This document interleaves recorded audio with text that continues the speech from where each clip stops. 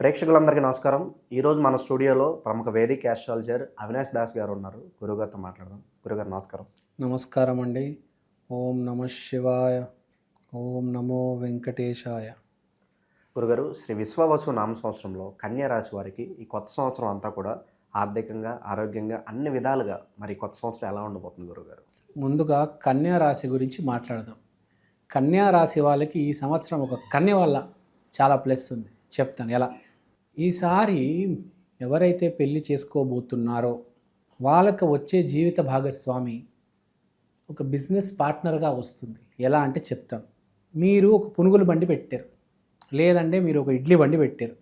నేను ఎగ్జాంపుల్ బాగా ఇస్తూ ఉంటాను, ఎందుకంటే యూట్యూబ్లో బాగా వైరల్ అవుతుంది ఇలాంటి పునుగులు, ఇడ్లీలు, బజ్జీలు అంటే. రిలేటివిటీ కూడా ఎక్కువ ఉంటుంది. రిలేటివిటీ కూడా ఎక్కువ ఉంటుంది. సో ఈసారి మామూలుగా మనం ఒక బండి చూస్తాం, వైఫ్ అండ్ హస్బెండ్ కలిసి నడుపుతూ ఉంటారు, పక్కన ఒక పనోడు ఉంటాడు. ఇది ఒక రకమైన బండి. ఇంకో బండి ఏంటి, ఓన్లీ ఒక మగ ఆయన, ఒక జెంట్స్ ఉంటారు, మిగతా పక్కన ఏ బామ్మర్దినో లేకపోతే ఒక చుట్టం, ఇద్దరు మగవాళ్ళు కలిసి ప్లస్ పనవాళ్ళతో నడుపుతూ ఉంటారు. ఈ రెండు రకాల బండ్లు ఉంటాయి, ఒకటి వైఫ్ అండ్ హస్బెండ్, ఒకటి ఇద్దరు మగవాళ్ళు. సో ఈసారి మీరు పెళ్లి చేసుకునే అమ్మాయి మీతో పాటు కలిసి వ్యాపారం చేస్తుంది. ఓకే, అది ఏదైనా కానీ కాదు.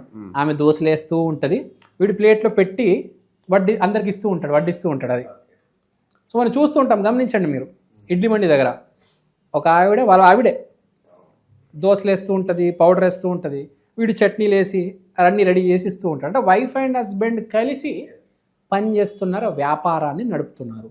సో ఈసారి మీరు పెళ్లి చేసుకునే అమ్మాయి మీతో పాటు తోడుగా ఉంటుంది. అంటే మనం కుకటపల్లిలో కావచ్చు, కేపీహెచ్బిలో షాపులు ఎక్కువ బాగా. కొన్ని షాప్స్లో చూడండి, వైఫ్ అండ్ హస్బెండ్ ఇద్దరు కూర్చొని ఉంటారు విత్ పిల్లలు. సో ఈసారి మీ ఆవిడ ఇంతకాలం ఇంట్లో ఉన్నా ఈసారి షాప్లో వచ్చి మీతో టైం స్పెండ్ చేస్తారు. అంటే కొంతమందికి నమ్మకం ఉంటుంది, మా ఆవిడ లక్ష్మీదేవి, నాతో పాటు ఆవిడ షాప్లో ఉండాలి, నా పక్కన కూర్చోవాలి, కూర్చుంటే నా షాప్ బాగా నడుస్తుంది, గిరాకీ బాగా వస్తుంది.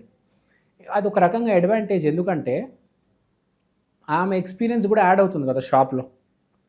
ఇప్పుడు దాకా ఈయన నడుపుతున్నాడు, ఈయనకు ఒక ఐడియా, ఈయనకు ఒక ఎక్స్పీరియన్స్తో షాప్ నడుపుతున్నాడు. ఈమె వచ్చిన తర్వాత ఈమెకు కూడా ఒక ఐడియా ఉంటుంది కదా, ఈమె కూడా ఒకటి చెప్తుంది, ఇది యాడ్ చేయండి, మీరు ఓన్లీ కోకోకోలా పెడుతున్నారు, పెప్సీ కూడా పెట్టండి, పెప్సీ కూడా బాగా సేల్స్ ఉంటాయి.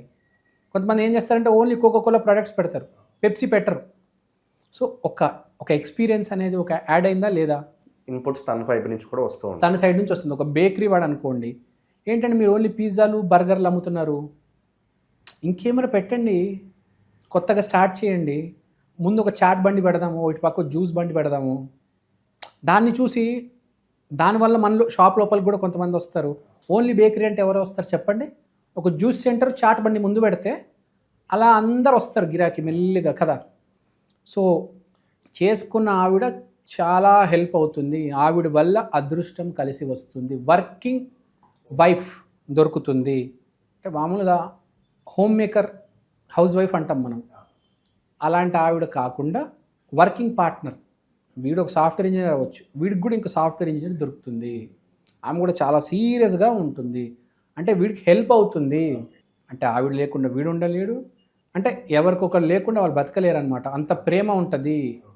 పూర్వజన్మ నుంచి వచ్చిన కర్మలు అవి, మనకు పూర్వజన్మ నుంచి వస్తే ఆ జన్మలో కూడా వీళ్ళిద్దరు కలిసి పని చేస్తూ ఉంటారు, ఈ జన్మలో కూడా మళ్ళీ వీళ్ళు కలిసి పని చేయాలి.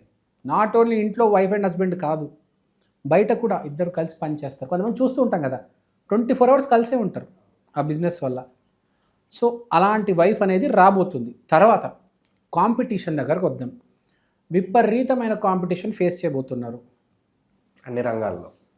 సాఫ్ట్వేర్, పోలీస్, ఐఏఎస్, పునుగుల బండి, ఇడ్లీ బండి, metro rail driver, cameraman, road clean చేసేవాడు, అడుక్కునేవాడు కూడా, వాడికి కూడా కాంపిటీషన్ వస్తుంది.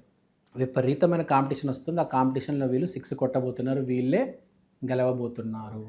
కానీ విపరీతమైన కాంపిటీషన్ వస్తుంది, వీళ్ళు గెలవబోతున్నారు. అది కాకుండా 10 రెట్లు వీళ్ళు కాంపిటీటర్ కన్నా ఎక్కువ సంపాదించి చూపిస్తారు.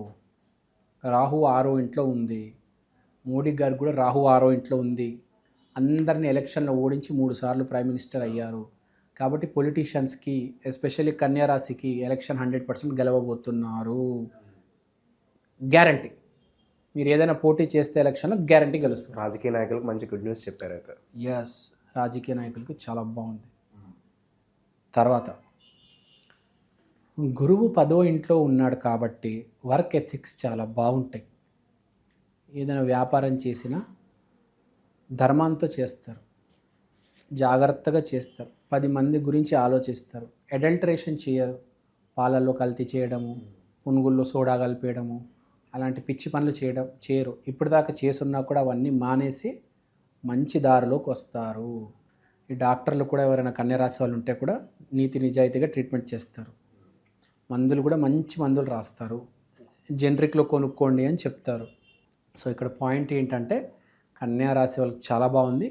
ఈ నీతి నిజాయితీ ధర్మం కూడా చేయడానికి కారణం ఏంటంటే వీళ్ళ భార్య చెప్తాడు వీడికి, వద్దురా నాయన అది తిరిగి మనకు కొడతదిరా బాబు, చేయమాకరా బాబు, ఇప్పుడు దాకా నువ్వు ఇట్లా చేసావా, అదే రేపు మన పిల్లలు తగ్గుతుందిరా. వీడు కూడా భయపడతాడు, అమ్మ మా ఆవిడ మా పిల్లలు అని. వీడు కూడా నీతి నిజాయితీ ఆ మార్గంలోకి వచ్చేస్తాడు. భయపడతాడు ఈసారి కొద్దిగా కన్యరాశి వాడు. అమ్మో మా భార్య ఏంద్ర ఇంత ఇంటెలిజెంట్గా ఉంది, మా భార్య లేకపోతే అసలు నేను ఏమయ్యేటన్నా, మా భార్య ఉంది కాబట్టి నేను ఉన్నాను. నేను చూస్తుంటాం కొంతమందిని. ఇప్పుడు ఈ కన్యరాశిలో కూడా ఇప్పుడు లవర్స్ ఉంటారు కదా, లవర్స్ కూడా షాక్ అవుతారు. వీళ్ళ లవర్ చెప్పిన పాయింట్స్కి పిచ్చాలైపోతారు. ఏంటి దీనికి ఇన్ని తెలివితేటలు ఎక్కడి నుంచి వచ్చారా, ఇంత మెచ్యూరిటీ, నీ అమ్మ నేను మొగాడిని నాకే లేదు ఈ ఆడదానికి, దీనికి ఎక్కడి నుంచి వచ్చారా, అలా ఎలా తెలిసిందిరా దీనికి ఇన్ని పాయింట్స్, నాకే తెలియదు, మా అయ్యకే తెలియదు, దీనికి ఏంటి ఇన్ని తెలివితేటలు, ఊరు నాయను అంటే అంత ఒక అపారమైన రెస్పెక్ట్ వచ్చేస్తుంది వీడి లవర్ మీద లేకపోతే వైఫ్ మీద.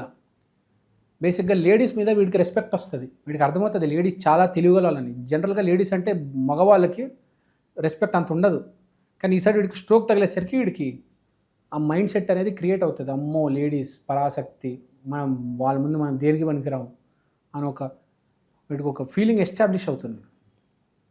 సో ఫస్ట్ మోస్ట్ ఇంపార్టెంట్, ఇప్పుడు దాకా అధర్మం అంతా మానేసి ధర్మ మార్గంలోకి వెళ్తాడు. దాంతోపాటు భక్తి అనేది వీడికి మొదలవుతుంది. దీనివల్ల ఎక్కడో దేవుడు ఉన్నాడు, ఆ దేవుడు ఇదంతా చేశాడు, లేకపోతే ఇవి నా జీవితంలో రాకపోతే నేను చేస్తున్న పనులకి నేను ఏ జబ్బు వచ్చి పైకి వెళ్ళిపోవాలి, ఏ క్యాన్సర్ ఏదో వచ్చి వెళ్ళిపోవాల్సింది, నేను అన్ని మోసాలు చేశాను. లేకపోతే ఇప్పుడు దాకా 10 రూపాయలు సంపాదిస్తున్నాను, ఈమె రావడం వల్ల 50 రూపాయలు సంపాదిస్తున్నాను, ఈమె దేవుడే పంపించారు ఈ అమ్మాయిని. దేవుడి మీద నమ్మకం కలిగి భక్తి మార్గంలో నడుస్తారు, భక్తి మార్గంలోకి వచ్చేస్తారు గ్యారెంటీ. విష్ణుమూర్తిని నమ్మడం మొదలెడతారు.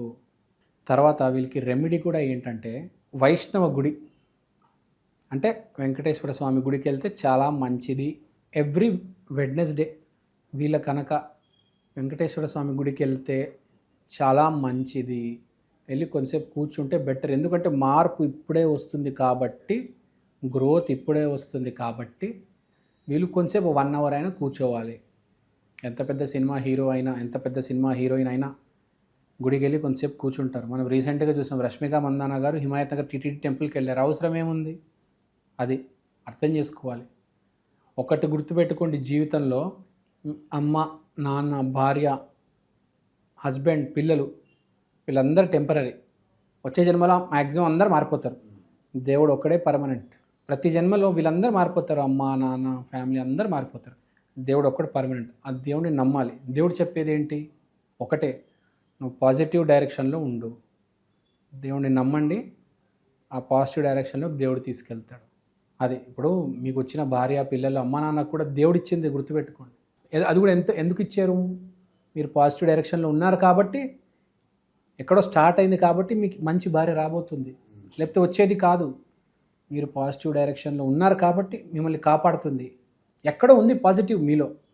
మీరు ఇప్పుడు ఎంత నెగిటివ్లో ఉన్నా పూర్వజన్మలో పాజిటివ్ ఉండుంటే భార్య రూపంలో వచ్చి మిమ్మల్ని, దేవుడు భార్య రూపంలో వచ్చి మిమ్మల్ని నెగిటివ్ నుంచి పాజిటివ్ డైరెక్షన్లోకి తీసుకెళ్తారు. So this is very important. So మనం ఎప్పుడు పాజిటివ్గా ఉండాలి. దేవుడు చెప్పేది అదే, 10 మందికి సహాయం చేయాలి. అండ్ మోస్ట్ ఇంపార్టెంట్, దేవుడిని ఏది అడగకూడదు.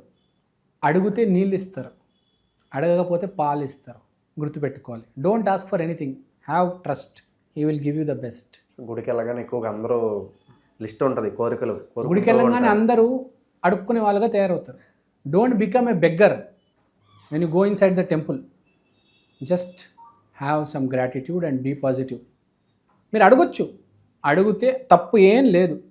అడిగితే మీకు నీళ్ళు ఇస్తారు, అడగకపోతే పాలు ఇస్తారు. గుర్తుపెట్టుకోండి అంతే. మామూలు టీకి నీలోఫర్ టీకి చాలా తేడా ఉంటుంది. నీలోఫర్లో టీ తాగితే మీరు మంచిగా ఏసీలో మంచి చైర్లో కూర్చొని హ్యాపీగా కూల్గా తాగొచ్చు. రోడ్ మీద తాగితే పైన ఎండ, చిన్న గ్లాసు, టీ కూడా తక్కువ, నార్మల్ టేస్ట్, అంటే మిడిల్ క్లాస్ లైఫ్. అదే నీలోఫర్కి వెళ్తే ఎంత రిచ్గా ఉంటుంది అది. అందుకని ఎప్పుడు ఏది అడగకూడదు, ఉన్నదాంతో సంతోషంగా ఉంటే చాలు. సో బేసిక్గా ఇది బాగానే ఉంది. మీ భార్యను నమ్మండి చాలు, అంత బాగుంటుంది. సో ఓవరాల్గా ఈ కొత్త సంవత్సరంలో కన్యా రాశి వారికి ఎలాంటి రిజల్ట్స్ ఉండబోతున్నాయో మీ మాటలో చాలా చక్కగా వివరించారు గురుగారు. ధన్యవాదాలు. ధన్యవాదాలు.